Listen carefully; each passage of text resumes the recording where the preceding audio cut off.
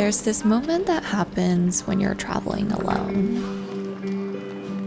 You're sitting in the airport, watching people walk by, and for the first time in months, you're not thinking about what's next. You're just there, present and alive.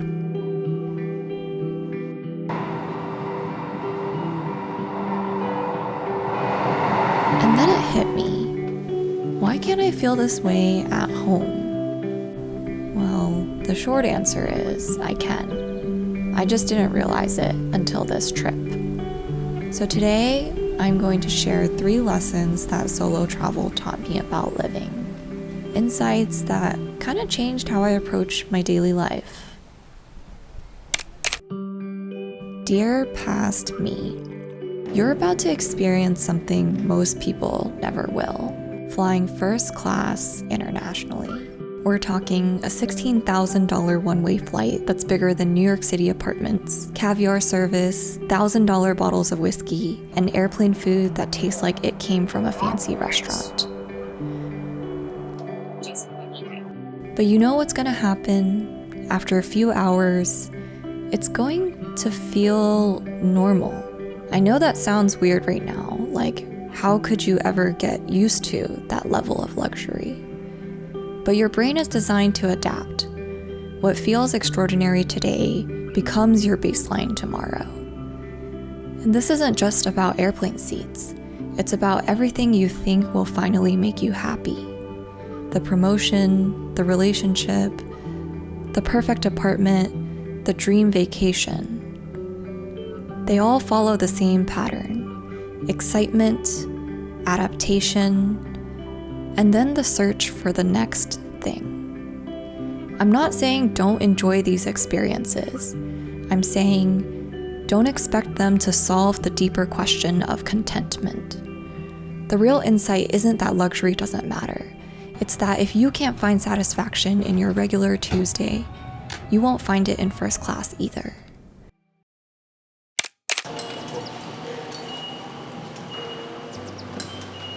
Dear past me, you think you hate being alone with your thoughts. You fill every quiet moment with cheap dopamine hits from doom scrolling. Silence feels uncomfortable, boring even. But when you travel alone, something incredible happens. With no friend to chat with, no familiar routine to fall back on, your brain gets hungry, desperately hungry for input. And suddenly, you're noticing everything. The way the sunlight cuts through bamboo groves, the kanji characters that tease at meaning, half recognizable from my rusty Chinese, half mystery, the intentional symmetry of Japanese temples and architecture, and the contrast between locals in beautiful kimonos and tourists in casual attire. You become a detective of your own experience. And here's what you'll discover. When you stop filling every moment with noise, your world becomes infinitely more interesting.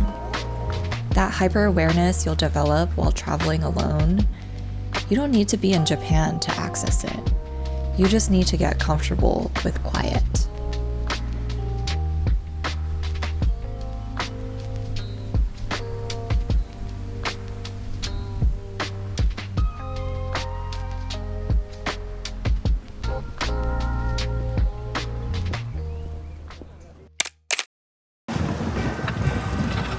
Dear past me, you'll come back from your trip changed.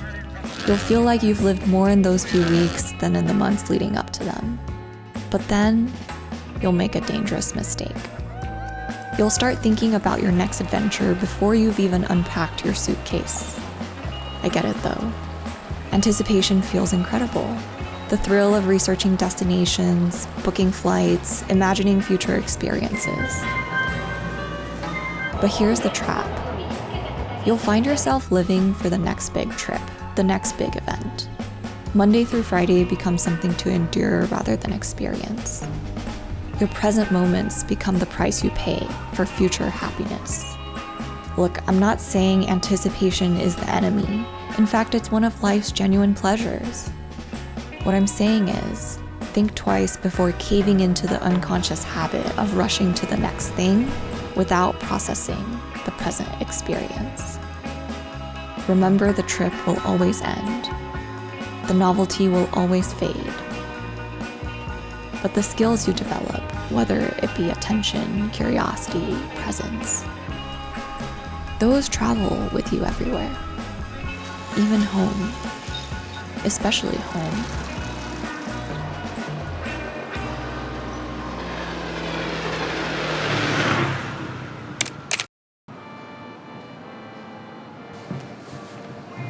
If you've made it this far, thank you so much for watching.